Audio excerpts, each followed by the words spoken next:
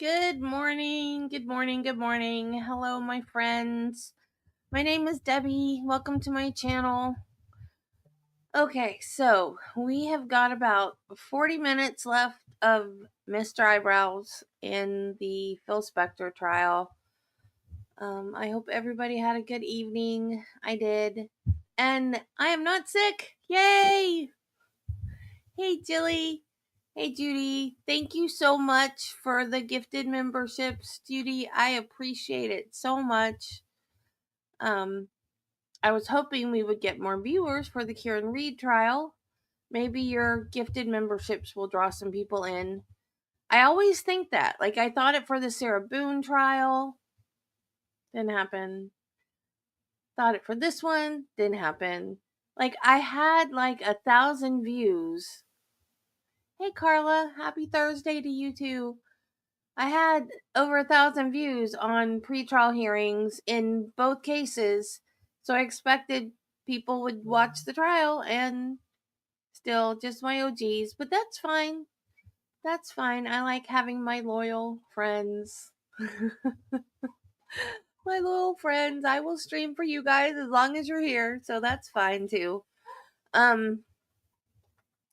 So we are still on the forensic pathologist expert that is somehow become a gun expert, and the prosecution is not objecting. This is a witness that was taken out of order. I don't remember why they took him out of order, but this is the defense witness that they took out of order.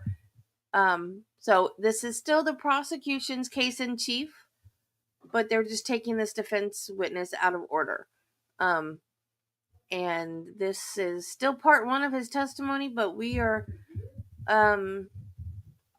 because of the Kieran Reed trial, it has been broken down. We're on the third part of the first part of his testimony. So, because I'm sorry, y'all, I got a hard stop at 9 for Kieran Reed. So, we're going to get this in teeny tiny bits and pieces until the Kieran Reed trial's over.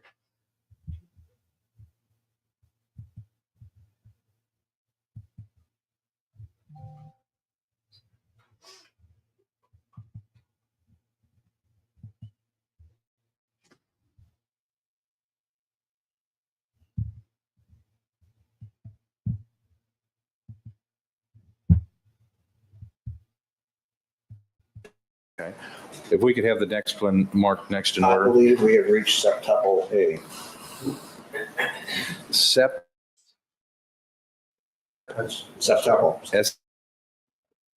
SCP. Okay. And then we have I don't know what the next one is. Okay. So We've tried, we're not sure. okay. Well, maybe we won't get there, Your Honor. All right. This is a couple A, 7 A's. It tells what's shown in this particular photograph. Okay, what's happened here is the bullet now is long gone. The gun has recoiled. Now, you see this thing right here? Yeah, that flame. The flame, that's where the barrel was. And this was where the cylinder was. The gun has gone up and it's gone back. So it's recoiled up. Let's see, I'm losing, hold on. Oops, oh. So this was right there. This was there, pointing straight ahead. And it's recoiled up, but you can see the extent of the gas cloud just from the muzzle. This is the muzzle, and then this is coming out the cylinder gap. You can see how it tends to fold back onto the hand of the firer. And this residue coming out can go back, 5 meters as such. Sideways, coming out here, go out about 15 feet is 5 meters. 30 feet, aside. This stuff that comes out, gunshot residue, Right. gas cloud, whatever. What is that? If you could tell the jury what's in all of that material that they refer to as gunshot residue. Okay. The thing that comes out the cylinder is exactly the thing that comes out the muzzle except the bullet. The bullet comes out the muzzle. But out that gap, here's what you'll get. First, you'll get unburnt grains of powder that will come out. Most will come out the muzzle, a few will come out the cylinder. Actually, it's hard. Could you tighten up right over here? Mm-hmm. No, I guess it's not. But anyway, you can see where this went here and this went there. But sometimes you can actually see the grains of powder. The grains of powder will come out the gap. Then you'll get soot, carbon. All that gunpowder is nitrocellulose. It's kind of like, you remember, it's right. You know, like 35 millimeter film? 35 millimeter film is cellulose, nitrocellulose, okay? I don't know if it's nitro anymore, but anyway, the old film, that's why old film storage, you have to process the old films because they were made out of nitrocellulose. And they were very explosive and flammable. Okay, so what happens is the nitrocellulose or the gunpowder burns, it turns into soot. And so out the gap, you're getting the powder that's been turned into soot, which is carbon. You're getting the gas from the burning of the nitrocellulose. And it can be very hot, it's very hot. And you may get a little pieces of the bullet if the bullet, when it makes its jump, doesn't make a perfect jump. And you're also getting what's called gunshot residue. And by that I mean is primer compounds. Gunshot residue consists of little spheres to ovals, to oval shape deposits, condensations of evaporated metal. And the unique parts are also coming out that gap, and they're going out also the muzzle. In your books that you publish on in the field of gunshot wounds and deaths as a result of gunshots, do you deal with gunshot residue? Yes, because my laboratory did gunshot residue tests. We did originally tests by flameless atomic absorption. Then we went off to what's being done in this case, scanning electron microscope. But SEM is not really of interest to most forensic pathologists. It's very expensive, and you can get the same information with the method that we had been using before, which is much, much, much cheaper. So so when I left, we were back to the older method. Okay, Dr. DeMaio, why are forensic pathologists? Why are they interested in gunshot residue? What's the interest? Basically, because people think that the most difficult cases for forensic pathologists are homicide. That's not true. It's suicide. And the reason is people do not want to accept suicide. So they'll try to make suicides into homicides. And so what we're looking for is methods to demonstrate that the person actually held a gun in their hand and they fired the weapon and such. And that's why we're after the gunshot residue, because it helps to support our conclusion that it's a suicide. It's a supportive measure and such, and it's a confirmatory measure. Okay. So when we talk about gunshot residue, we're talking about soot, and we're talking about all of these items that are within that? When we say gunshot residue, that has a very specific meaning. That means primer and bullet material. And that means metallic, the condensation of metallic elements in the primer and to a lesser degree in the bullet. It's not powder, it's not soot. This is very specific. Soot, there's no difference between the soot of burning powder and you burning a match. But the metallic gunshot residue are, if you pick the right ones, the antimony, barium, and lead ones, they're specific for gunshot residue, and they are not produced by anything else. And that's why you want to analyze for those. Okay.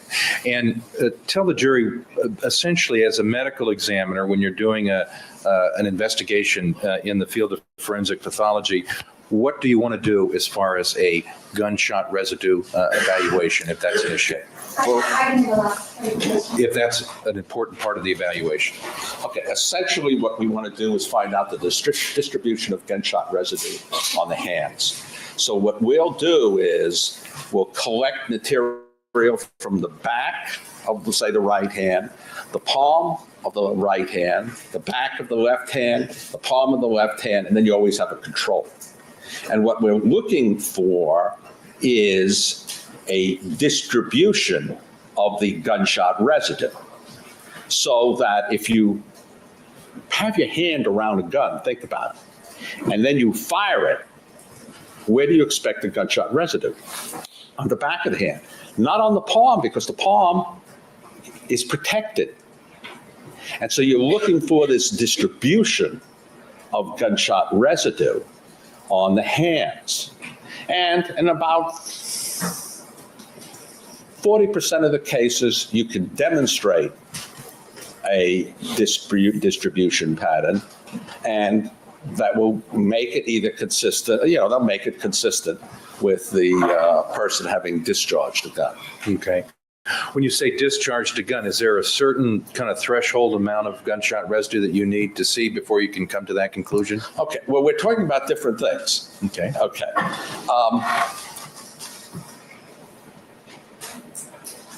What we're looking for is more of a distribution. And that's why using elemental compounds like, instead of going, that's why forensic pathologists don't like SEM too much. Because SEM you can only semi-quantitate. That this analysis done in this case is by what's called SEM, scanning electron microscopy. And the problem is you get the disc, and then you have to, if you really want to do a good job, you have to scan the whole disc. And that takes about 6 to 8 hours, but it's all automated. And so what you can then do is count the number of particles on each disc and then see what your ratio is. And you're looking for a ratio between, say, like the back of the hand and the palm, if you can think they fired it this way. And the other method, if you just analyze for antimony, barium, and lead, you get specific quantities rather than, so you don't end up with ratios. You're looking for a ratio, a significant ratio. Once you get to like 5 to 1, then you know you're getting into the area where you can start saying, my opinion, that this is consistent with the person firing a gun by determining the ratio. Okay. So you have these specific particles that you're looking for in this testing, is that Right. correct? If somebody just has, for example, one particle that's specific to gunshots, is that a positive test?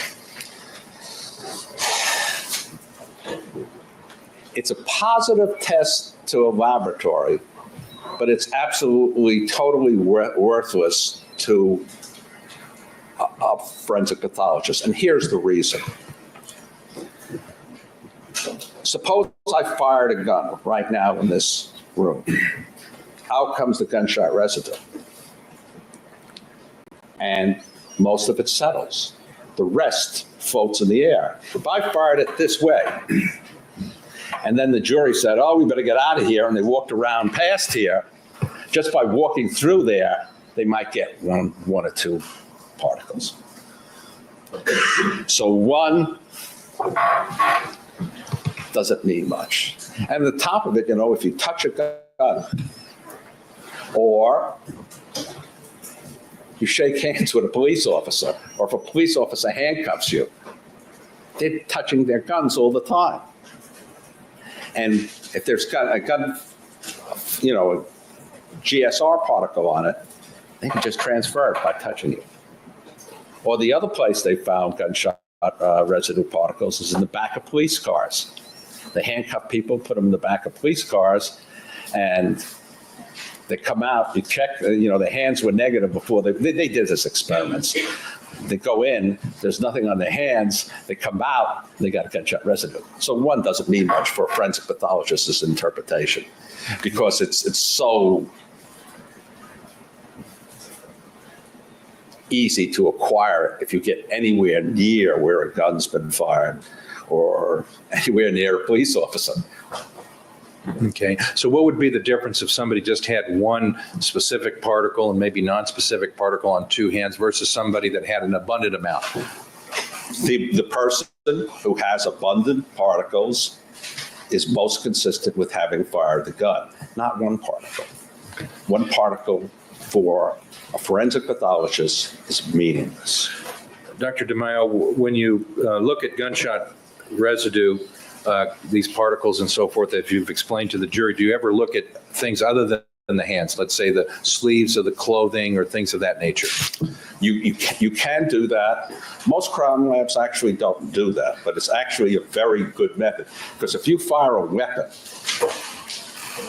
if you get gunshot residue on the back of the hands, you should get it on your cuffs as well. And I'm talking about the specific particles, and you should get them on that.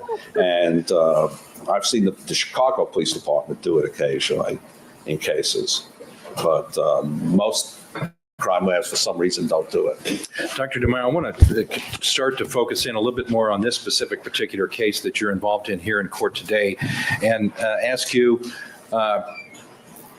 to define the term intraoral gunshot wound. If you could explain what that term means to the members of the jury. An intraoral gunshot wound means the muzzle of the gun, the barrel, is inside the mouth. Okay, and when it comes to that type of gunshot wound, how is it different than a gunshot wound that's not in that particular location when the gun is fired? Well, by definition, it's just not that location. Your question is a little vague. Okay, let me get more specific. When somebody is shot, do forensic pathologists that are knowledgeable about gunshot wounds, do they ever look at the tissues, blood, body tissues that get disrupted during the gunshot event? Oh, sure. Okay, what's that called? It's called examination of the gunshot wound. Okay. And what we'll do is, it depends. It's, okay, suppose you've got a gunshot.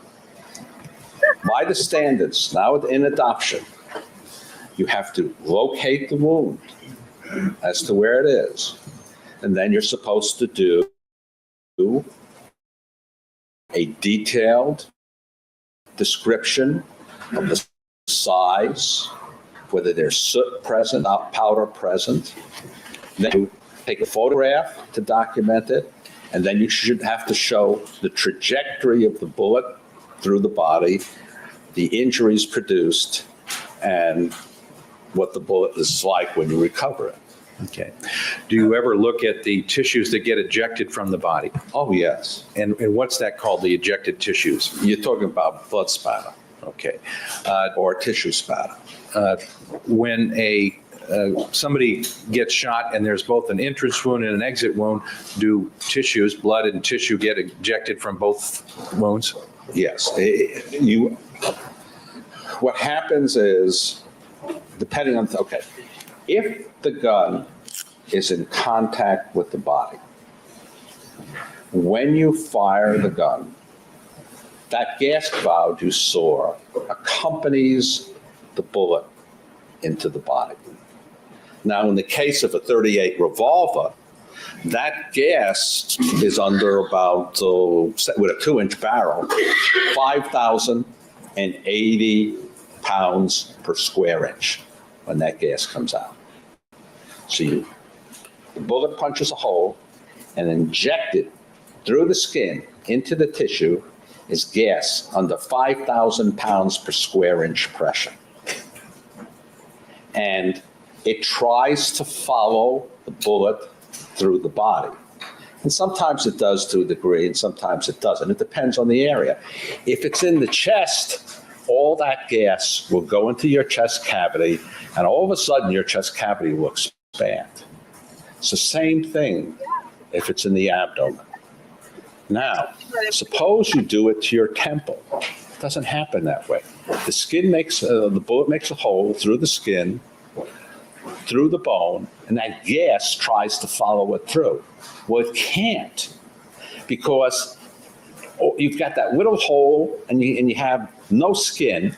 And so the gas kind of dissects out and spreads out between the skin and bone. And that whole skin flares out. And in most instances, when it flares out and you're dealing with something like 38 and above, the skin tears. And so instead of getting like a 38 caliber, 38, by the way, produces a 9mm hole. And if you don't mind me talking in metric, it's easier this way. Okay, we'll stick with inches anyway. Okay, 38 produces about a 0.35 inch hole. And in the skin, and then it produces in the bone, but that gas spreads, and then from that hole, tears radiate out 1, 2, 3 inches. So you get a wound that's maybe 3 by 4 inches in the skull, because that gas can't follow the bullet through. And what happens is, when it flares out, it ejects tissue, throws tissue and blood away from the body. It imparts to this tissue kinetic energy. It imparts to the tissue velocity, and it gets flung out. And the gas, which is turbulent, flings it out at different angles. Now, if you put the gun in the mouth and then you fire it, you get the gas cloud that you saw up there. And this gas cloud, which comes out at 5,000 pounds per square inch, it's like dropping an SUV in your mouth, comes out and begins to expand, just like all gases expand. Only it's expanding in your mouth, which isn't very big, and then it rushes up the back of your mouth around your palate, down into your nasal cavity, and then it comes out your nose. So this gas now wants to escape. And where can it escape? It escapes from the nose and escapes from the mouth. Now that bullet has gone in, and that bullet has hit tissue, hit bone, shredded it. The pressure is also tearing the skin and fracturing. And this gas now, which is like a whirlwind, just picks up the tissue and bone and blood and everything, and it ejects it out the mouth and ejects it out the nose. And that's what backspatter is. And so it's different in areas. You shoot someone in the chest, you don't expect to get much backspatter because the gas is going to go in contact wounds. Or the abdomen. And the side of the head, yes, you're going to through that 3-inch gap. And in the mouth, it's going to be even more, because the mouth is 2 inches total diameter. And then the gas will come out your nose like jets. I mean, you think of it, it's almost like a launching ramp. And so with intraoral wounds, out comes the material out the mouth, out comes the material out the nose. And the more powerful the cartridge,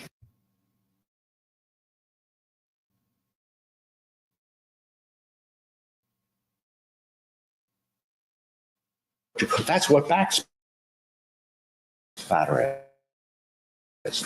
And so it's different in areas. You shoot someone, you don't expect to get much. Yeah, it's just total diameter.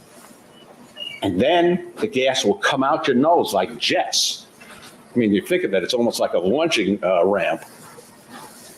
And so with intraoral wounds, out comes the material out the mouth, out comes the material out the nose.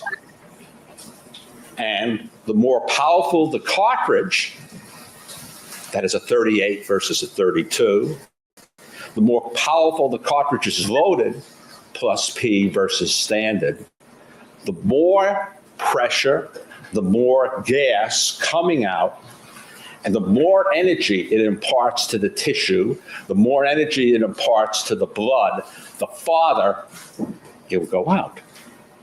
Because more energy, more imparted to the portion of blood, the farther it goes.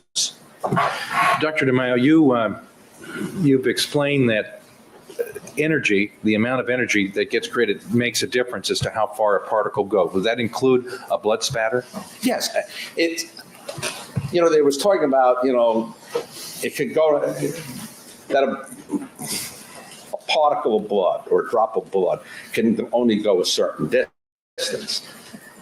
What determines the distance it goes is two things.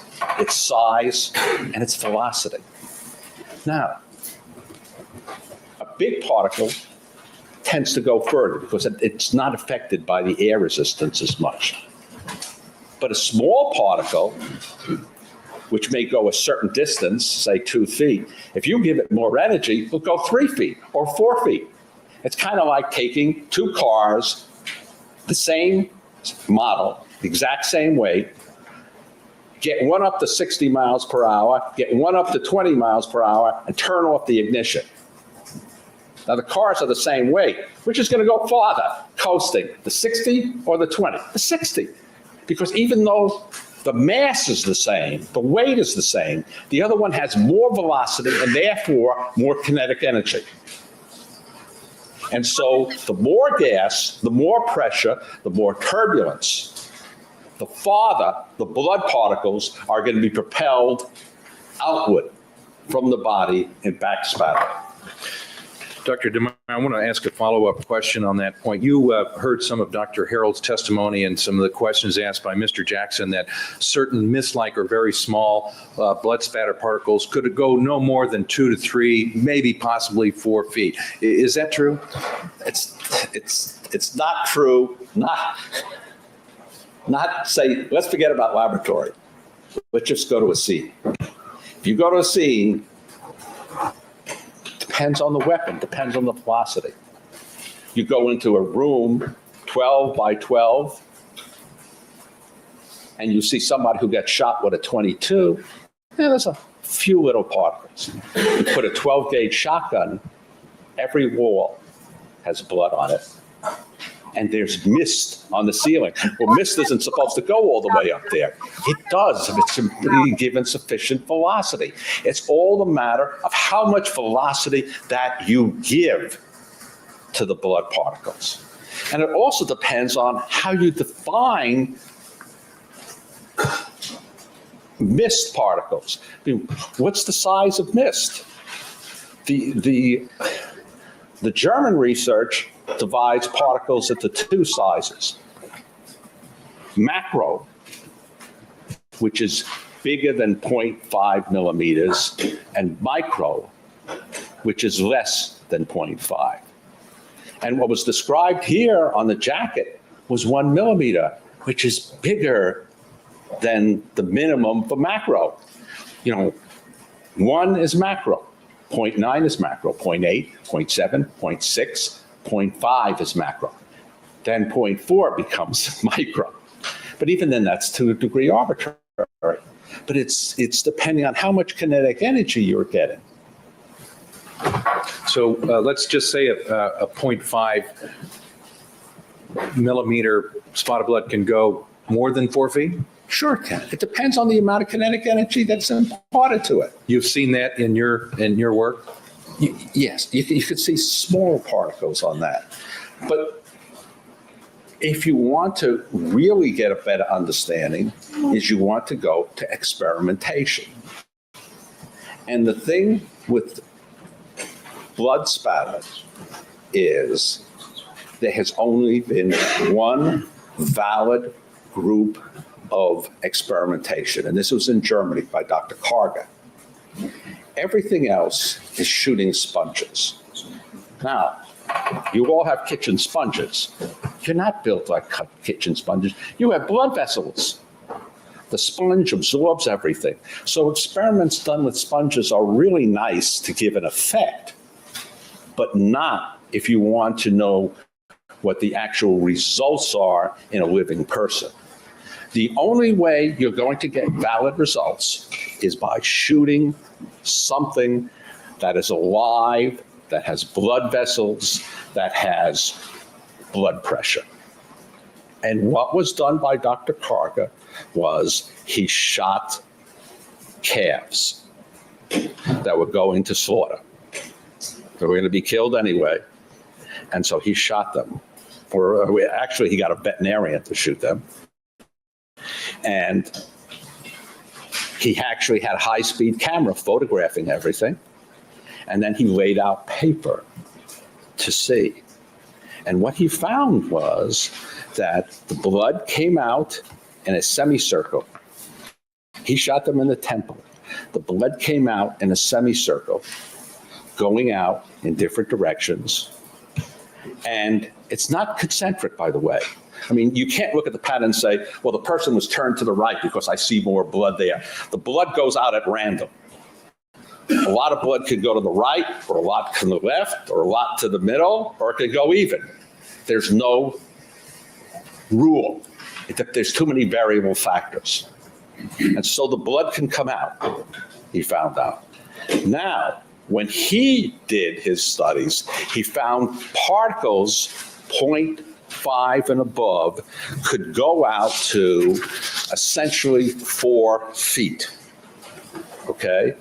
These 0.5 particles are smaller than a number of the particles seen on the white jacket. Okay? You're referring to Mr. Spector's jacket. Right, Mr. Spector's. So that's 4 feet. But then he said something else. He says, yeah, we got him out to 4 feet, but that's shooting calves. He said, there's a difference. And he said, here's the difference. He said, an anatomy of the calf head is a little different in that, remember I said in the head you have skin and then you have bone? In the calf you have skin and then you got a lot of muscle and a lot of fat and then you have bone. And so what he said was, if you had gas going in, the gas would be dispersed in that fat or muscle. And so a lot of it, so that would lower the pressure. And so when you got your back splatter, it was not as bad. And if you shoot someone in the head with a 38, 9 times out of 10, you're going to get a tear. All you got in his cases were neat, round, 9mm holes. And he said, that's, and what he's saying in a way is, that's not the way it really is, And in people, so in calves, it'll go out to 4 feet. And in people, it will go further. And in his article, when he does say it will go further, what he does is he mentions some articles. He mentions his own experience where it went out to 6 feet, the blood spatter. And he quotes another German article where it went out to, I think, something like 7.5 feet or something like that. And so he says, 4 feet is for calves. For people, it's going to be further. And the experience is, when you start looking at different calibers, different areas, different wounds, it goes out farther than 1 foot or 2 feet. And, high velocity or mist-like things, which is to a certain degree arbitrary. What is mist? Is a 0.4 mist, but a 0.5 not? Do you really think there's much difference between a 0.5 and a 0.4? Dr. Noel, when you talk about experience, you're talking about what actually happens at death scenes? Yes. No, the experiments at the calves. What I'm talking about is at the death scenes. Yes, you go home, and they're a little different than shooting sponges. Okay. Dr. DeMeo, with reference to your experience, do you publish in your books, did you talk about this back spatter issue? I believe I mention it, but I was interested mostly on back splatter onto the hands, rather than distances, because most of the distance thing, that's done by criminalists and such. I'm interested in the back spatter on the body, and that's where I concentrated my discussion on the book. Let's follow up on that. Why is back spatter on the body something that you're interested in? Because again, it gives you an idea where the individual's, say, hands were, or what position they were in at the time. So, in theory, when you shoot yourself, you should have back spatter on the hands. And it depends, and you will find back, if you look for gross back spatter, just look at it with your naked eye, you only find it about 40 or 50% of the time. That's because if you really want to look for back spatter, what you're supposed to do is get a lens and examine it. And actually, one of the most productive areas for back spatter is not only the hands, but you tend to look in the cuffs, okay? And the thing with the back spatter, you're looking for it on the hands, if they're in the head or if they shoot themselves in the mouth and such, which is not that uncommon. The most common place people shoot themselves with a handgun is the temple. That's about 50% of the time, right temple. And then about 14% of them shoot themselves in the mouth. And there's a lot of statistics on that, on who likes to shoot themselves. Like women prefer handguns. So women's. This is not a responsible question at this point. I'm going to allow it. Just whether we do it with a follow-up question, he may continue. Okay. Women like handguns more than men when they shoot themselves. They prefer.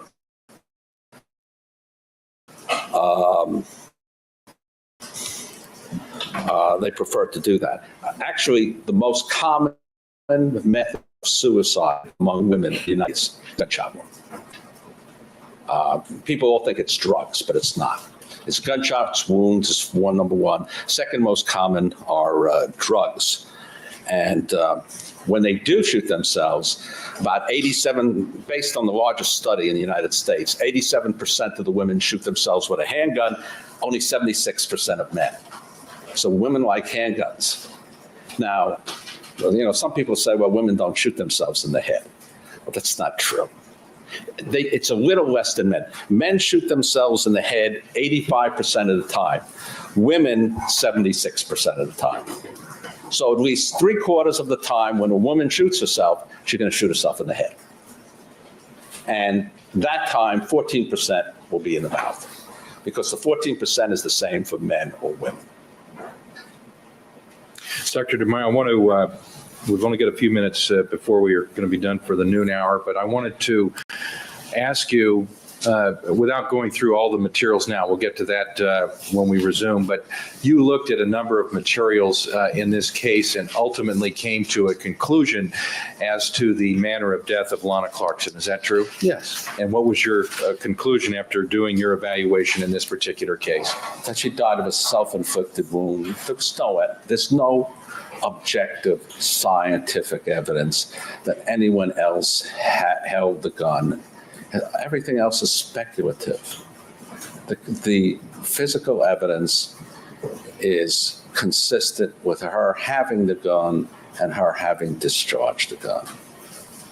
Let's talk about that physical evidence that you mentioned. Would one of those items of physical evidence be this spatter on her hands? Yes, she had blood spatter on her hands. And, she didn't have very much, but some people have none. Blood spatter on the hands is kind of like, if it's there, it's there. Whether it's 1 or 1,000, it's kind of like a positive pregnancy test. You're either pregnant or you're not. There's blood spatter on the hands. There's no question about that. It's described at the scene by the medical examiner's investigator, and you can see it on the photograph. So she's got blood spatter on her hand. Not much, but some people don't have any, but she's got it. And she's got gunshot residue on the hand. Again, you're talking about objective, that she's got numerous particles of gunshot residue. Now, in this case, they did not differentiate from the front or the back. They just took one hand and I took one stickum and did the front and back, and one front and back of the other hand. So you can't get a distribution. And I don't think they even ran the complete pickup thing, whatever. The word escapes me. You know what I'm talking about. You can run the whole thing. Years ago, you had to do it manually. You don't have to do it now. The new machines, you run it at night. You line it up, put the thing in the machine, and go home at 5 o'clock. And in the morning, you get the result. And then you can double check to make sure the positives are really positives.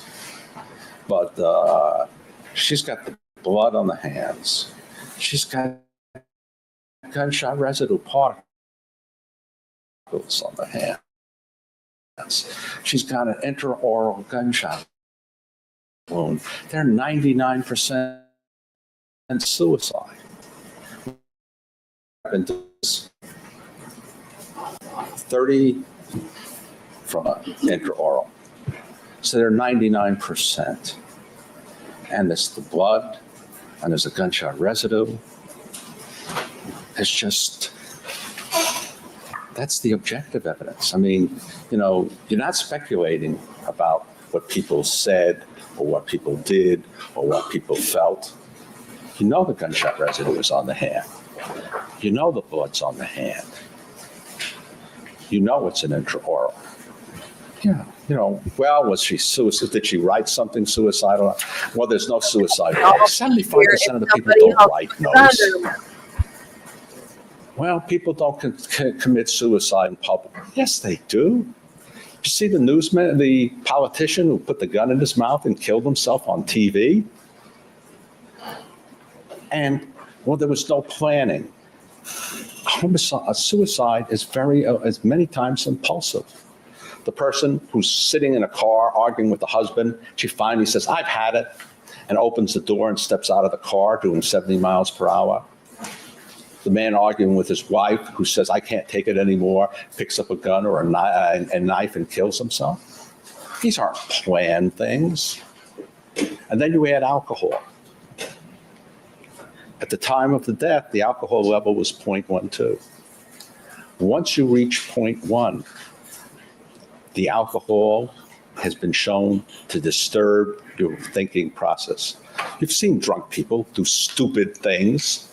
Well, they start doing stupid things at 0.1. She had 0.12.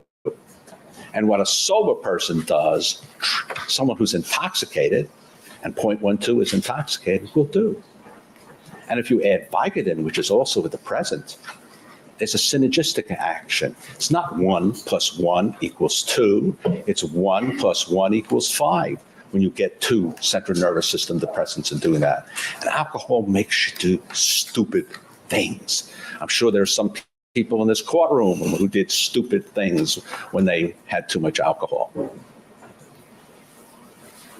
And so you look at the objective, the thing that you can quantitate, the thing that you can look at that's written down. It says suicide. Everything else is, oh, well, could this have been this way and could it have been that way? Anything, anything can be anything. But when you stick to the objective scientific evidence, it's a suicide. Doctor, on that note, we're going to take a recess. This would be a good time, Your Honor. Yes, we will provide noontime after the jury leaves. We have a couple motions we have to discuss. Ladies and gentlemen, keep in mind the admonition. You're excused until 9:30 tomorrow morning, and the witness is ordered to return at that time. Thank you.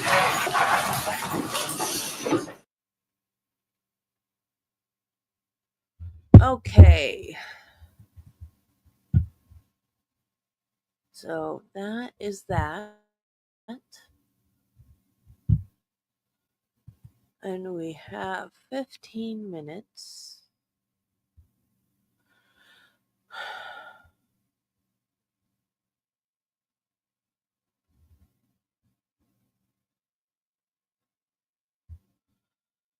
And I don't understand why they're letting him give all this testimony about guns. He's a forensic pathologist.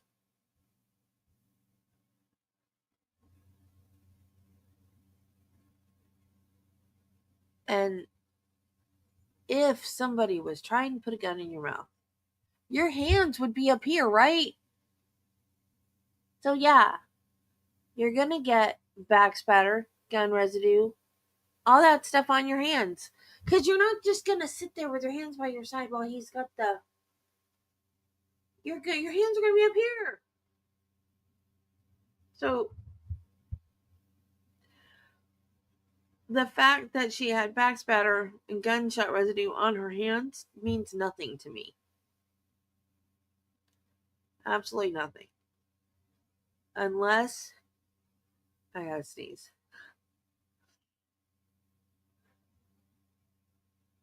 Maybe. Okay, false alarm. That means nothing to me because if someone's trying to stick a gun in my mouth, I'm gonna have my hands right up here. So that means absolutely nothing.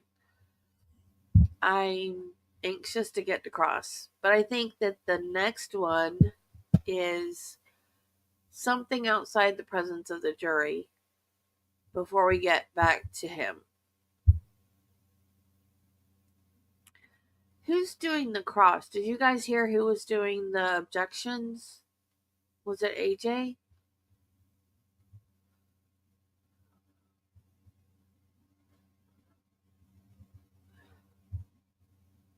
That bug is still here. I thought I got him the other day. I don't know why he likes me so much. You have a whole other house. Like a whole house. Where did you go? You have a whole entire house. Go bug one of the pets. I don't want you around me. Whole house. Go somewhere else. Or better yet, go outside when I open the door. Just leave me alone, bug. I don't know anything about guns, so I don't know anything about that gun or recoil or anything. So I'll take your word for it, but still her hands are going to be up here. So that's this whole thing waste of time in my opinion. I have too many pets now. Too many pets. I don't need another bug. Although if I find a jumping spider outside, it will come in and be a pet. You're coming with me. Okay, guys, let me set up the portal because I totally forgot to set up the portal. If anybody, by the way, if anybody is looking for yesterday's Phil Spector, it is in with the Karen Reed hearing. I am in the process of separating it out and doing a thumbnail and putting in the playlist and all that, but my editing program is Microsoft, and I'll just leave it at that. It takes way too long to do something that simple, to just split a video in half, and it takes way too long. But it came with my computer, and that's what I learned on. Actually, I learned to edit videos on InShot on my phone because I started this on my phone, and my phone is an iPhone, and my computer is a PC. One day I'll be able to afford a Mac. One day. One day. That day is not today.